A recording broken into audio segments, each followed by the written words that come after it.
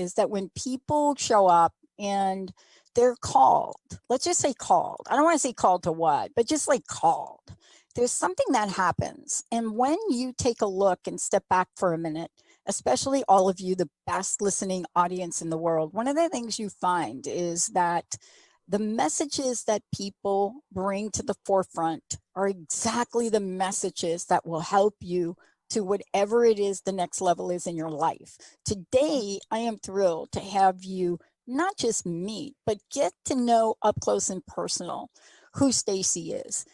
For example, there are some of us that had to learn to love life. She is a lover of life. She offers this to people because what she does is works with people all over the world, whether it is looking at being a transformational life coach or wellness coach or mindful movement practitioner. When you put those all together, what do you have? You have the perfect triad. You have that perfect body, mind, spirit, but in action. And so is there a way for us to understand what full love and acceptance is all about? Today, you're going to hear what Stacie's journey has been like and how the work that she does lights up her life. Because if we all can learn how to ground ourselves into our own radiance, then what that means is the perspective on the world and our perception of the world will change. And when that changes, the lives that we live change. Stacie, it's great to have you here. Thank you so much. Thank you for such a beautiful introduction, too. It's my pleasure. Look, I got to ask you this question. I have asked pretty much everybody over a 16-year period. And actually, our producers don't know this, but they're going to have to go back over pretty much almost every show I've ever done and pull the answers to these questions out. But here it is. I just shared a little bit about you. And I've been talking about recently what it means to overcome things. And I would love to know, for you being here today, what are some of the challenges and obstacles? What did you have to overcome to bring you to this very moment? A lot. And I'm so grateful to be able to be in the space now to look back and see how it built the trajectory of my life. But from a very young age, as young as I can remember, I grew up in a home with an extremely loving mother and a father that fought alcoholism. And you don't know as a kid what to call that. All you know is that dad's not home or dad's working or, dad's just not around. And so growing up in that situation, for me, it was my first experience of betrayal, deceit, all of the things that come along with this disease, and as an adult, I'm so grateful to be able to look back and see it as that, see it as it was something that had overtaken him. And on that note, my grandfather, who was the male figure in my life, who became my kind of built-in dad, he was a Baptist preacher. So I had this dynamic on either side of my life of all the love and all the knowledge that I had gained around the church and God and love, and then living in a home environment that did not show me that. And so I really felt a lot of confusion, a lot of debate in those two aspects of my life. I'm so grateful that I had my grandfather to be able to be an example of what male love and companionship looks like. But there was that fight going on inside of me, that confusion that carried on through my adolescent years into my teenage years. And by the time I became a teenager, I was really angry. I was angry about the cards I'd been dealt, the lack of that father in my life. And again, still feeling really confused. And around the age of 14, my mom finally decided to leave my father, which thank God she did, because the disease had really gone too far for him. And so the way I describe it, the only sense of stability that I did have in my life kind of got swept out from underneath me, even if it was positive or negative. It was home, right? And so all of a sudden, here we are in a new way of living. And as anyone probably remembers as a teenager, and you have this sense of stability sort of stripped, you start to explore. And for me, it was definitely a sense of rebellion and figuring out what was going on in my life, and destructive relationships, really unhealthy patterns. I ended up finding out that I was pregnant at the age of 17, and again remembering, this dynamic of having both of these aspects of my life present. There was a lot of shame, a lot of guilt, a lot of not knowing what to do. And I had a very clear knowing at one day that this was not the path for me. And I made one of the most difficult decisions of my entire life to go forward and have an abortion. And I just, for anyone out there that's gone through that process, I mean, my heart goes to you, because it's a really difficult experience, no matter how you look at it.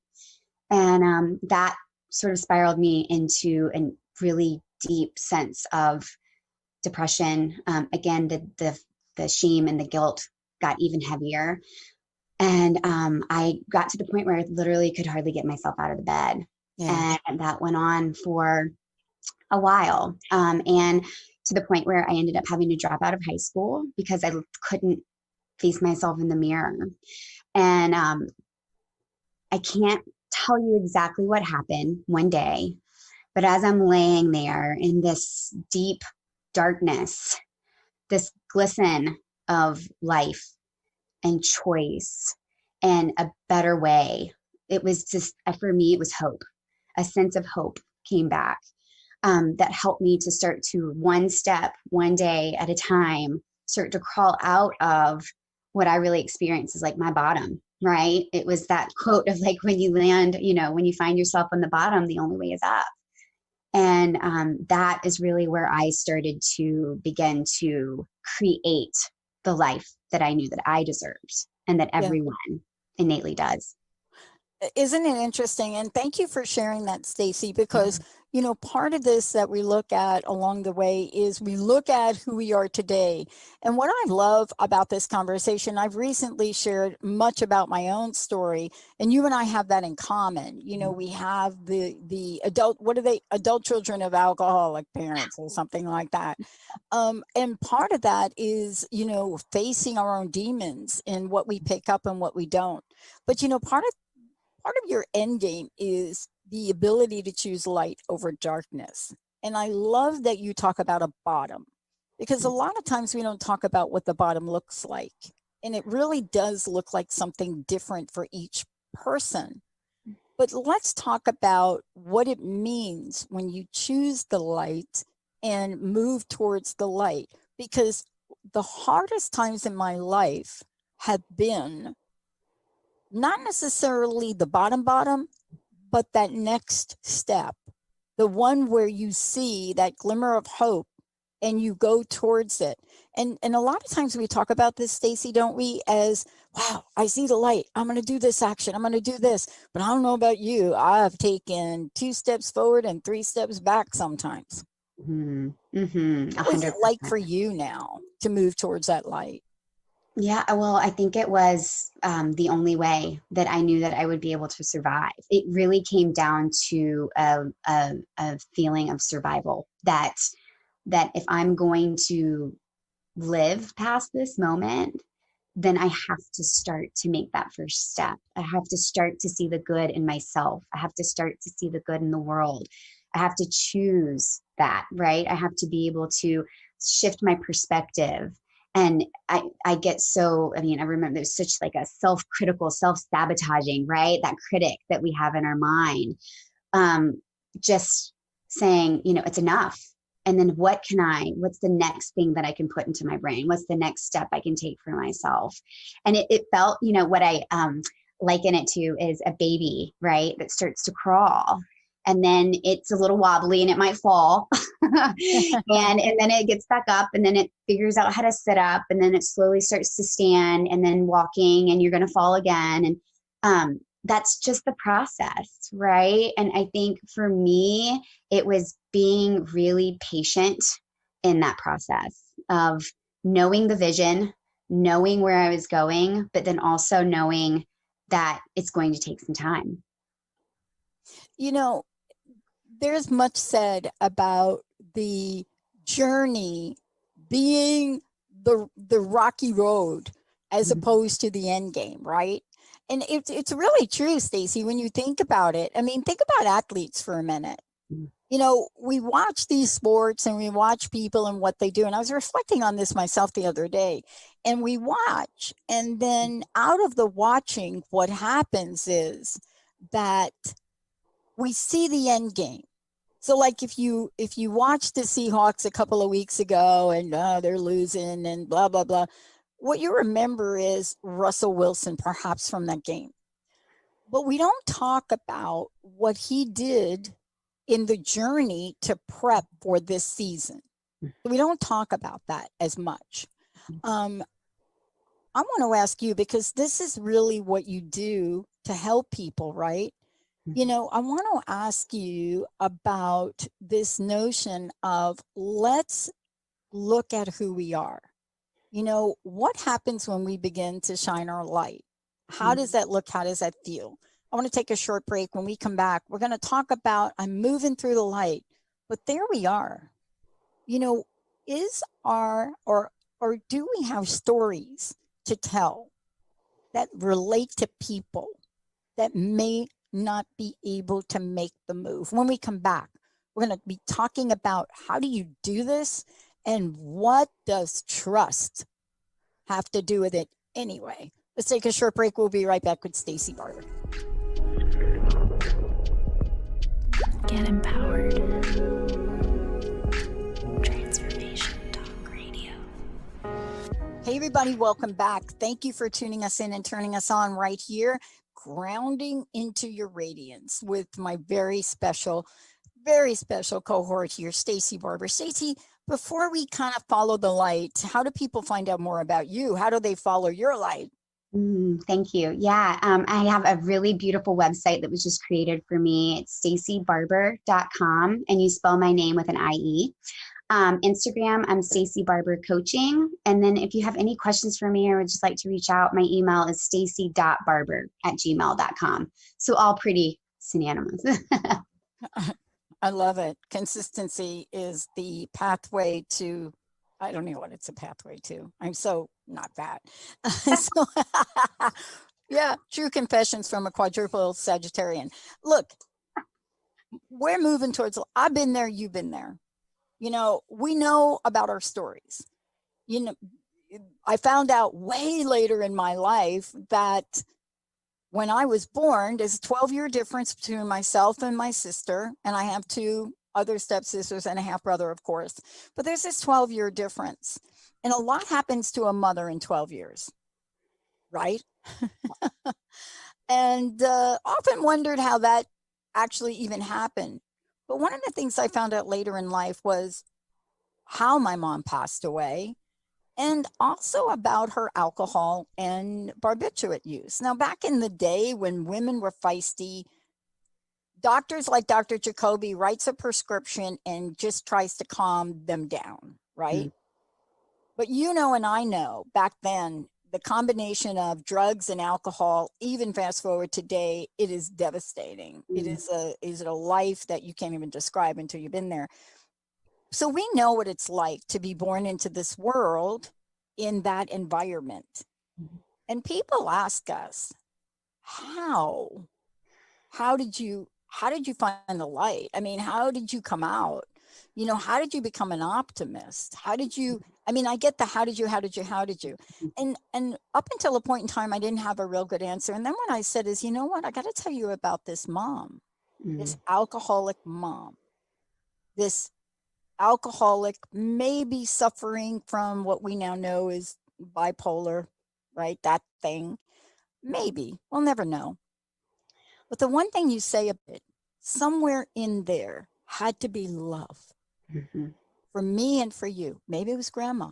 So let's talk about how we move towards the light, but how we remember the truth of who we are. And how did you do that for yourself? Because even though you and I may have similar kind of like stories, we're not the same. Well, first of all, I'm older than you, but basically we're not the same. Right. Tell me about that and how you've created now sort of an inverse relationship with some of those stories. Yeah, absolutely. I think that's the most powerful part. And I think it goes back to that dynamic in my life and being taught about the love of something greater than us, that there is an infinite power that has our greatest good at its heart's soul, the sole purpose of being connected to whatever we want to call it, right? God, the universe, source. For me, knowing the truth of that, having that in my bones from, age one day, that for me is what really said, I don't have to do this alone. Right. And I'm not fighting the fight alone. And I just have to do my part. I have to put one foot in front of the other in my world, knowing that I'm going to be met with that same generosity and love. And yes, it's that self-forgiveness, going back to being able to know that we all make mistakes. And even if it were however we want to look at it, right? Does that have to be the label that we carry for the rest of our lives? No, right? It's a choice again. And I go back to this story after I had made the decision to have the abortion and went through that really difficult time in my life when I started coming out of what I call the darkness and the fog. I knew that I had to tell my truth. I knew that I could no longer cover it up, because that was literally killing me from the inside out. It was asking to be brought to light. And the most difficult person in my life to be able to share this truth with this grandfather, this man that was the epitome of love and respect. And, he was just a beautiful man. And there was that sense of, is this going to offend him? Am I going to hurt him? Is this going to be too much? Is he going to reject me? And I got some resistance from my mom and my grandmother when I said, I've got to tell him. And they were like, no, don't do that. It'll put him over. It's just too much. And this day will forever be so special in my heart. He sat in this rocking chair by the window, when he would be studying the Bible or just reflecting. And I came over and I sat down and I looked at him eye to eye and I said, I have something I have to talk to you about. And I proceeded to tell him my story. And he looked at me and with these eyes of pure love and understanding. And he said, "Oh, honey, I'm so sorry, but I don't love you any less." And for me, it was almost like a permission slip that you don't have to carry this anymore. This is your opportunity to be able to turn this into something really beautiful. And when I started getting it out, it's like pulling a splinter out and it begins to heal, right? We get that toxin out. And the more I was able to share that truth, share what I'd gone through, share the experience of one foot in front of the other, it was like this weight started lifting off of me. I could breathe again. I was able to just be with myself, be in that space of being alone and just listening and letting it all be okay. Yeah. And we don't talk about that enough. And that's why I'm excited about this today. One of the things too that is really important for us to remind ourselves of is that we're talking about your journey. We're talking about what it means to, look at life as the sculptor and share your story. And thank you for that.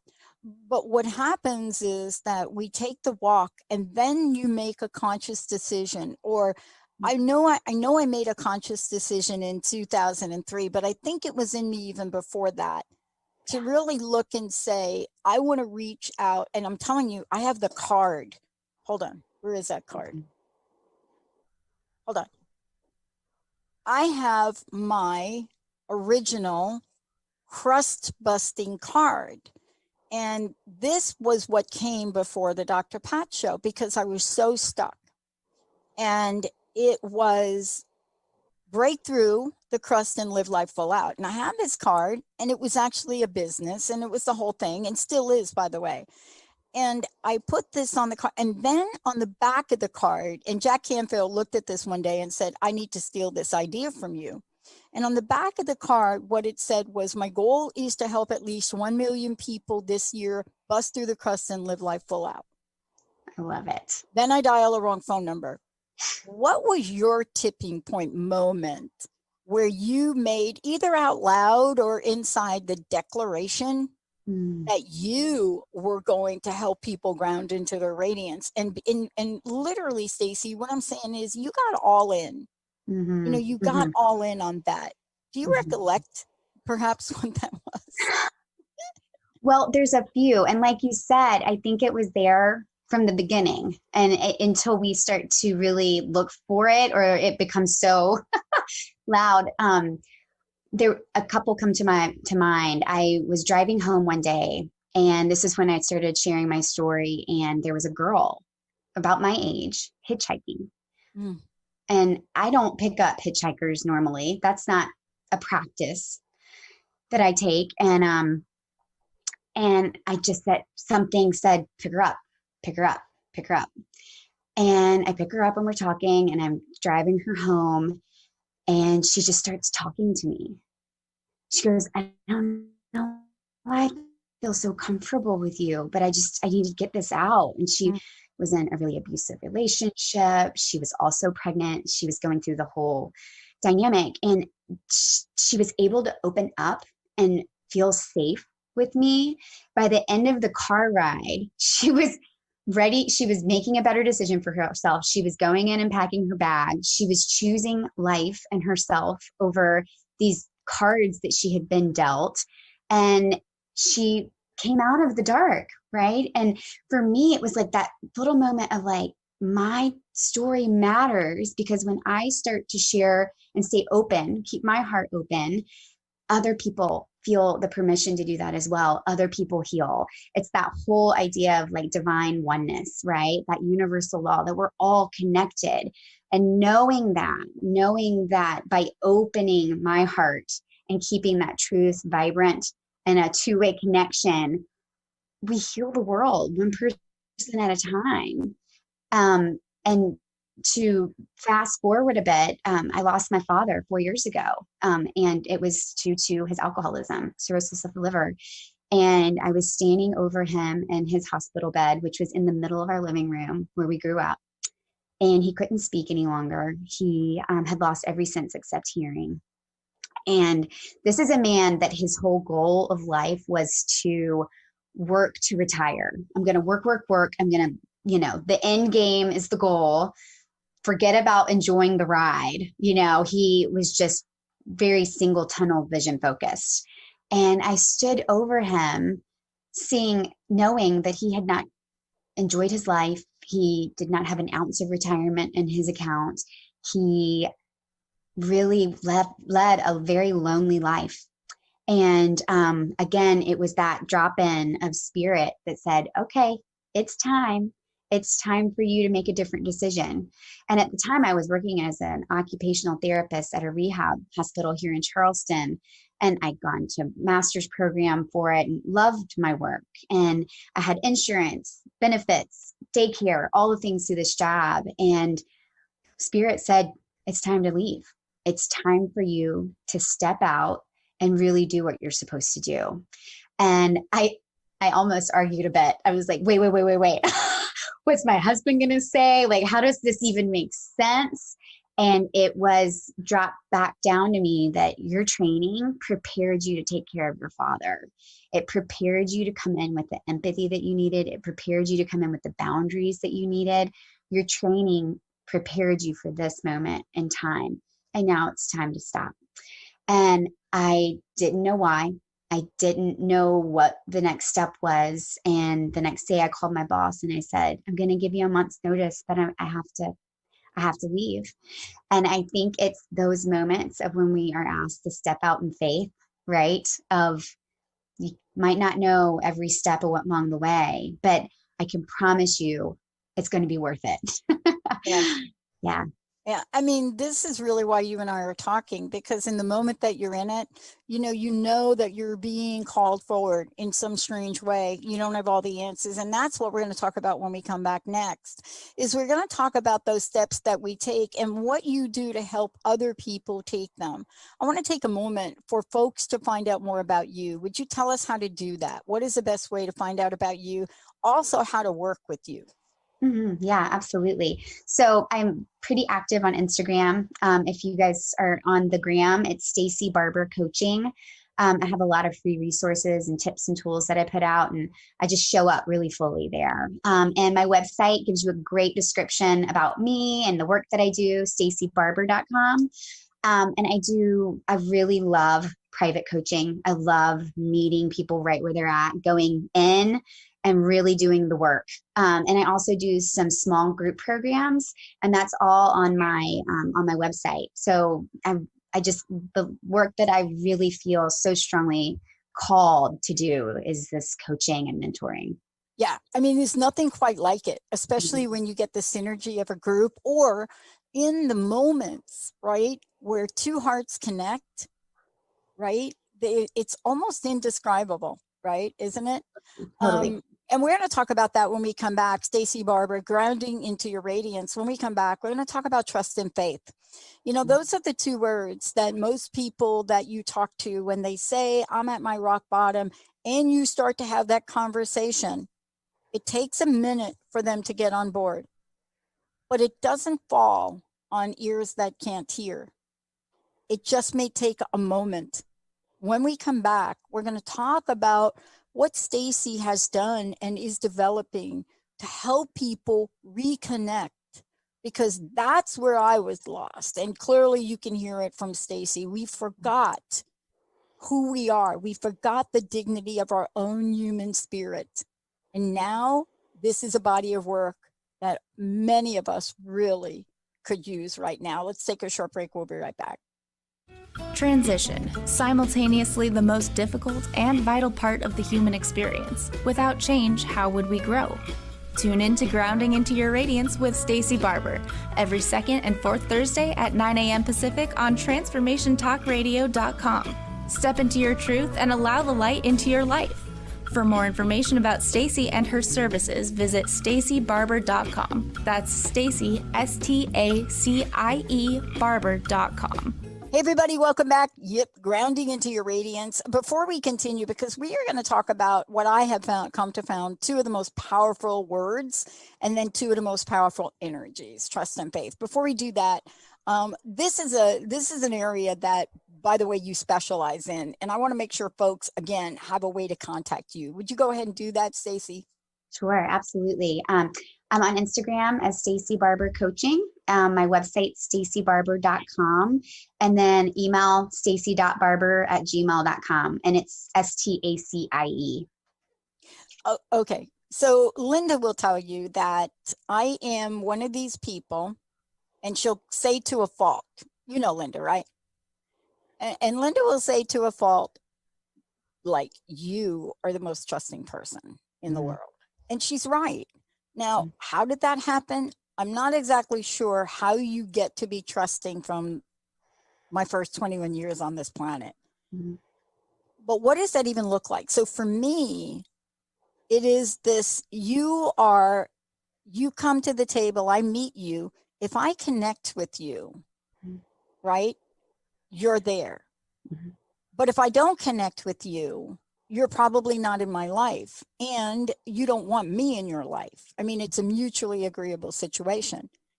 But other situations of trust and faith, especially when it comes to our own walk in life and trusting in ourselves, is one of the most difficult to do. We get tried and we get squeezed, we get grounded, we get squashed, right? I love, sometimes you're the windshield, sometimes you're the bug. And in my opinion, neither one of those is a winner. But if we have trust and faith, and we are the windshield and the bug, if we have trust and faith, we will make sure we keep our hands on the wheel and roll. What is it about trust and faith that you discovered along the way to being you? And in working with your clients, how significant are those two words? They're everything.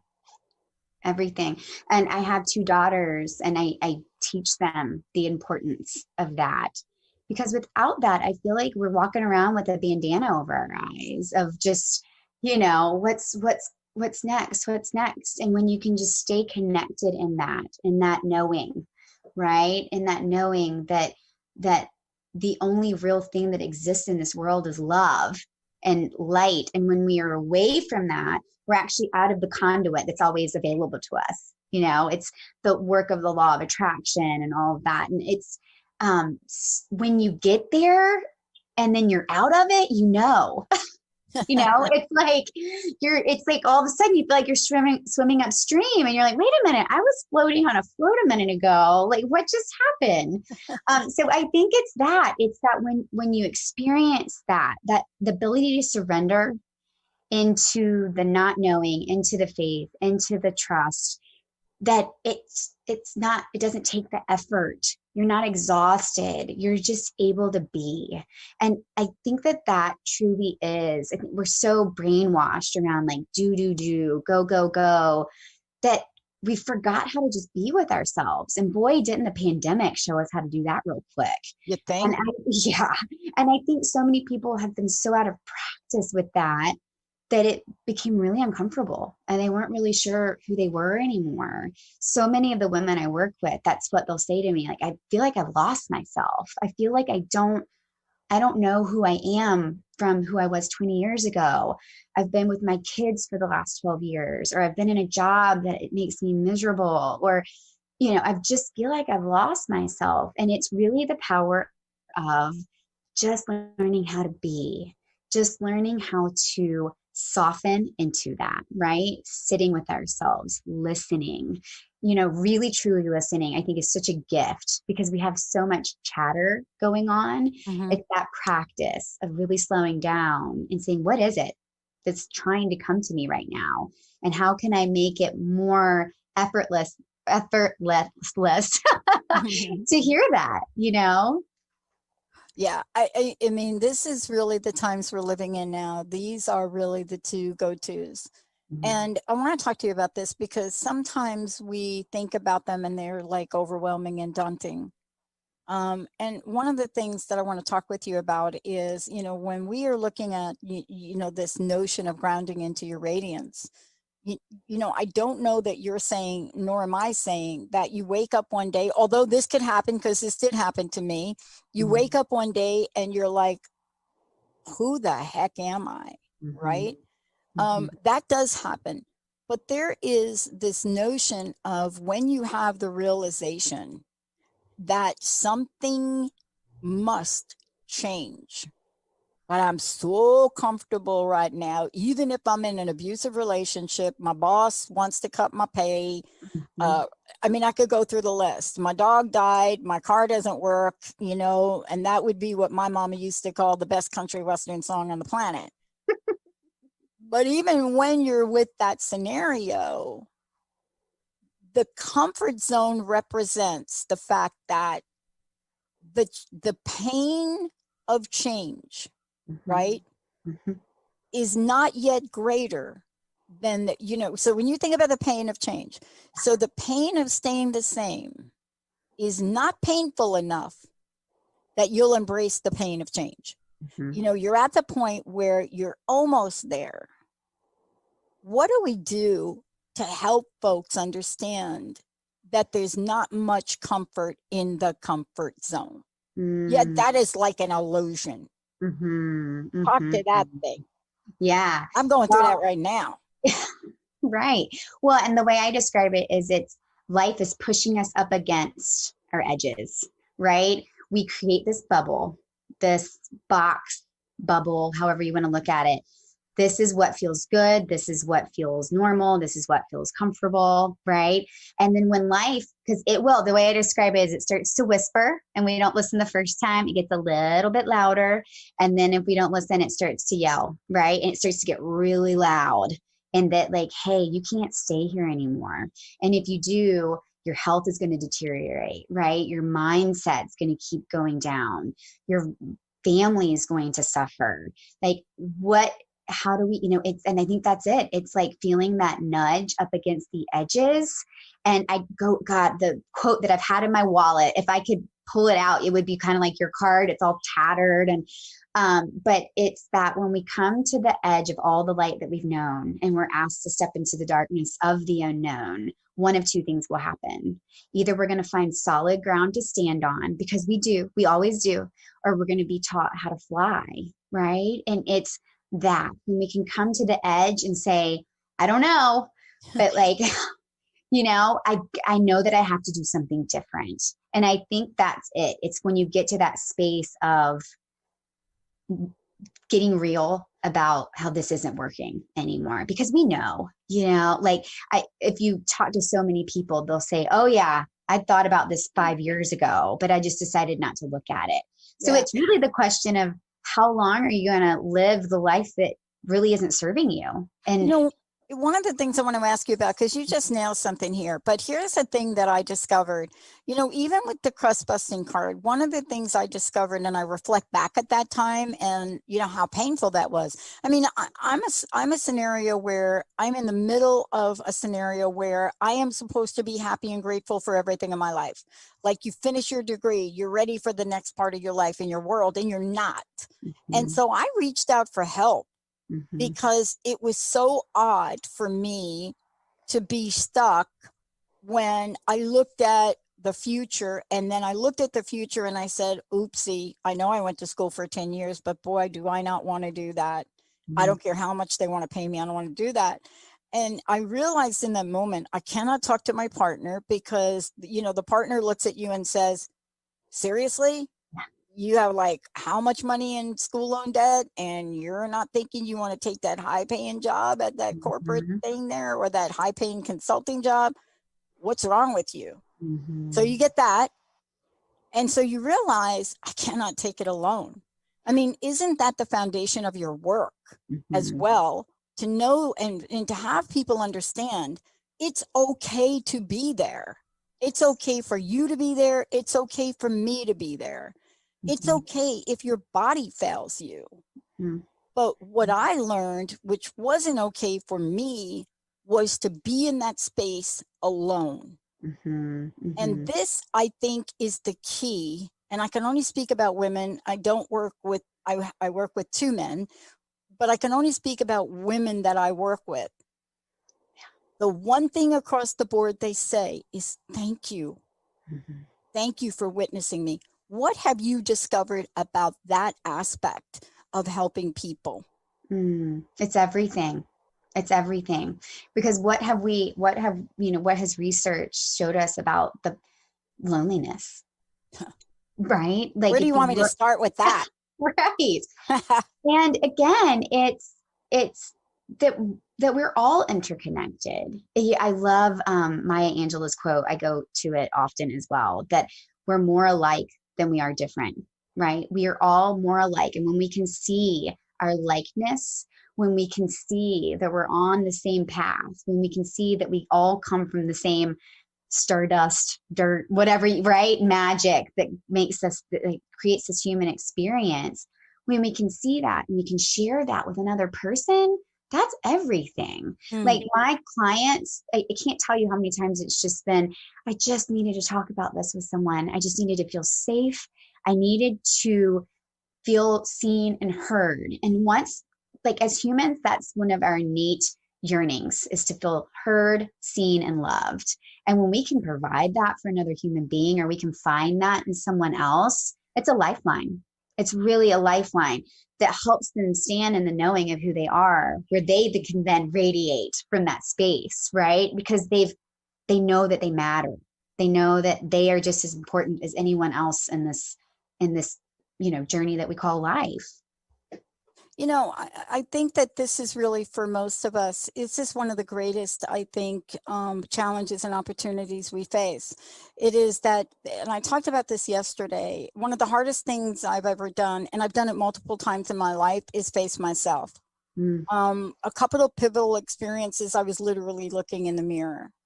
you know, and I didn't recognize myself. And I talk about that often. But I also have created a body of work that is grounded in wanting, and by the way, this deal here is to help 1 million people. That was achieved. So that 13-week internet-only show back in 2003, within 13 weeks, we had reached 1 million people, both locally and internationally. And to this day, that particular network doesn't understand how. It is, for me, not trying to rationalize the how, because this is what grounding into your radiance is about. It's not about trying to rationalize or logically or linear explain things. Stacie, if I did that, I wouldn't be able to explain the major things in my life. When we come back, we're not just going to talk about leaping into faith. We're going to talk about the highest pole vault into faith that you could see, which is generally the easiest. We'll be right back. Welcome to the Dr. Pat Show, talk radio to thrive by. I am so thrilled to be talking to all of you. We have got talk radio for all of us. Are you ready and willing and able to accept all of the abundance you can muster up in your life? Check us out, thedrpatshow.com, transformationtalkradio.com. Hey, everybody, welcome back. Stacie Barber's in the house, and here's what we're talking about: grounding into your radiance. The other thing I want to say about this show is, if you want to find out more about what we're talking about and about Stacie, you're going to be able to go over to Stacie's website and check it out. That is staciebarber.com, and Stacie is Stacie, barber.com. Also, if you go over to Instagram, it's Stacie Barber Coaching. If you go over to Facebook, it's Stacie B Coaching, right? Yes. And then, you know, many other ways to do that, many other ways to find out about you. I want to talk about this next part, because following the signs, and that's a true story that I shared before the break. You know, I had been rejected by, like, I think I sent out 35 applications. One of them I had already been accepted to, you know, because I had finished at Columbia and they wanted me to continue, and I sent it to the wrong department. And so, no kidding, seriously. Yeah, I did that. But packed myself up, moved to Seattle, thought I was going for the University of Washington, and the person I thought I was studying with, they decided they couldn't get rid of him. So he was like really, you know, a well-tenured guy, and they just shut down the program. So now I'm sitting in Seattle, no place to go, no school to go to, rejection letters flying in, and Linda's getting them all back in Jersey and flying through the door, except for one school. And Linda reads Claremont, Cheryl Granrose. You didn't make it this year, but we're going to put you on a waiting list for next year. Like, what is that? What? Waiting for what? What am I waiting for? And at that point, demoralized is not exactly the right word. But I lived on Capitol Hill. I had my beautiful collie. I had my chopped Harley Davidson, and I had a way to go get coffee. Coffee in a place in Seattle where you can go out your door and get coffee and espresso on every corner. But there were signs. Tell us about the signs and what is important in learning about the signs you see and then leaping. Yeah, I think it goes back to trust and faith, right? In that asking for them. And for me, my sweet grandfather, the spirit of that man, when he left this world, I felt this deep knowing that he would always be with me somehow. I didn't know what it felt like. I didn't know what it looked like, but it was just this. I was 8 months pregnant with my oldest daughter when he passed, which broke my heart, because it was just, he was the man that felt like love for me. And when I left my job and all the things, the way that I know that he's still with me, out of the blue, when I was asking for the sign, this most delicate little yellow butterfly starts flying around in the air. And it was just peace, knowing, right? And I was like, I got curious about that. I'm like, what is this? And then it would just be like, every time I would see this little yellow butterfly, I knew that he was with me. And so the day that I decided to quit my job, the little yellow butterfly shows up. When I'm sitting on my front porch steps, making the decision if my husband and I are going to buy this Pilates mindful movement studio that I had worked out for 8 years. I had no idea this was even a possibility. This little yellow butterfly comes and goes, whoop, like literally lands on my nose and then flies back away and then comes around again just to make sure I got it the first time. And that is my knowing. That is when I am in that space of, what is it? What is it? I know I don't know, but I believe if we ask, that it'll be shown to us, right? And I think that that's just, again, coming back to the trust and the faith, and that there is something bigger than us that is on our side, that what we might look like at as not making it or failure or missing the mark is actually exactly what needed to happen for us to step into the next version of ourselves, right? And it's that not knowing, being okay in the not knowing. I know that we're going to be talking about this more, and you definitely are going to be talking about this more as we move forward. There's one thing to be able to look back at your life. There's another thing to be able to now recognize the movement that you need to make in the moment. And honestly, I think I started chatting about Russell Wilson for a few minutes, and, clearly wasn't in, please don't email me on this, but I wasn't a fan initially, although his uncle, Carlton Brown, was my boss, one of the best bosses I've ever had, challenged me, stood up for me. And, there's something about watching people grounded into their radiance and what they will do to shine. And I think that's what we're talking about now. We're talking about taking that leap like you did, wellness studio, and then diving headfirst into coaching. But you did have to do the groundwork to prepare you to be the best that you could be at helping others. Talk about that journey for folks. Yeah. And for me, that's an ongoing process. Yeah, me too. Doing the work, and boy, oh boy, has it not always felt comfortable and downright really hard a lot of times at looking at all of the things in our life that have brought us here, the good and the bad, and, really looking at our values and our beliefs and what triggers us and what are we bringing from conditioned old patterns or ways of being into the life that we're living now, looking at it, face value, being able to utilize tools, working with the subconscious mind, like getting underneath, taking off the top layers and really going in there, going deep. One of my mentors, she says, the only way through is in, right? We have to go in. And if I stop doing the work, I'm not going to be who I need to be for the people that I'm serving. And so for me, it's a lifelong journey. It's learning tools of hypnotherapy, breath work, NLP, right? Going into the workings of our internal representation system. And how does that start to shift who we are? How does that start to shift the state in which we live our lives, which shifts the results, right? And it's the power of being able to be in that space of knowing how to really reconnect with ourselves. What was let's talk about this. What was the hardest thing that you've done recently? Because I'm thinking about this now for myself.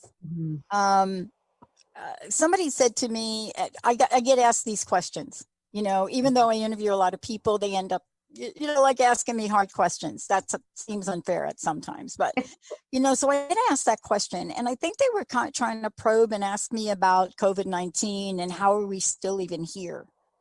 And, but it was an interesting question. And it was, what is the hardest thing that you've had to do recently? So recently, what is that? A month, 2 months, 3 months? And there were several that came up. One of them was take better care of myself. Now that's weird. Like, really? How hard is that? No, it's hard. It's hard. You know, I work to provide the best network on the planet 24/7. That's what I do. It doesn't seem like work sometimes. Mm. But then I thought about the hardest thing for me. And I want to ask you this question Mhm. because I've learned so much from these hard parts. Mm. The hardest thing for me is I love working with people and grooming them. I love giving folks the opportunity to shine. Mm. And I think the hardest part for me is learning and understanding that that's not what everybody wants. Some people don't want to grow. They don't want to shine. That doesn't make them bad or less than. Mhm. And I think that is a lesson I've had to learn about that. Mhm. And you just see the potential in people, right? Yes. What is the serenity prayer? God grant me the serenity to accept the things I cannot change, courage to change the things I can, and the wisdom to know the difference. The Mhm. hardest thing for me to do is the third part of that. What is the hardest thing for you? I would agree 100% on that. That's the last parts, obviously. It's like, but I want to help everybody. For me lately, I would say that so much has been coming up in my relationship around things that I have been working on my entire adult life in regards to my father. And again, this man has been gone from this world for 4 years now. And we're actually going to therapy, which is beautiful. It's so great. I think every single couple should, because we don't know. We don't grow up getting this handbook saying, here's how to be with another person for the rest of your life. Good luck, go out and figure it out. And, I said to her, some days I'm just tired of working on this stuff that I didn't choose in the beginning, At the same time, I accept that as part of my experience and really slowing down and being honest with myself when I am projecting my father's face onto my husband's body. And that happens sometimes without me even knowing. And that's been hard. It's been really hard. I've been having to look at parts of what feels normal and comfortable for me as maybe that's not working anymore, and maybe I need to I need to take 100% responsibility for who I am and how I'm showing up. And if I do that, then I can, provide that same grace for other people. But I would say that's been the hardest thing that's been coming up for me lately. I love it because it then provides the next opportunity and evolution for what we can do better to help people out in the world. And, those are the things that I think in our busy schedule, we don't take time to think about.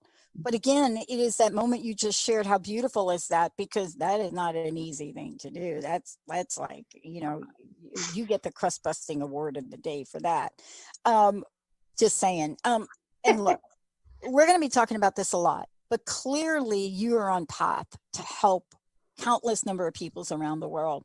I want to thank you for that. I want to thank you for today. And look, at the end of the day, there's a personal aspect to this. What's your personal message? What would you like to leave us today? And please remind people how they can contact you. Yeah, you are exactly where you're supposed to be in this moment. You are enough. You always have been. And just sit in the knowing of that and let the rest come. I think that's the biggest message that I could share. Slow down, right? Like just listen. Yes, and I would love to hear from anyone. Again, I'm on Instagram at Stacie Barber Coaching. My website is staciebarber.com and email is stacie.barber@gmail.com. And I've got some spaces that I would love to feel with like amazing. Really, I love also working with women who are ready to step into that next version of themselves. Yeah, well, you've come to the right place. We have the best listeners on the planet right here. Stacie, thank you so much for everything. And we'll be talking again. I love it. Thank you so much. My pleasure. This is the time to acknowledge each other. This is the day of the hero. And the hero means that for those of you that are waking up in the morning and you're turning on the computer for your kids to take a study lesson, at the same time you're trying to put something on the table for them to eat, or maybe you realize you may or may not have enough money to buy dinner and you reach out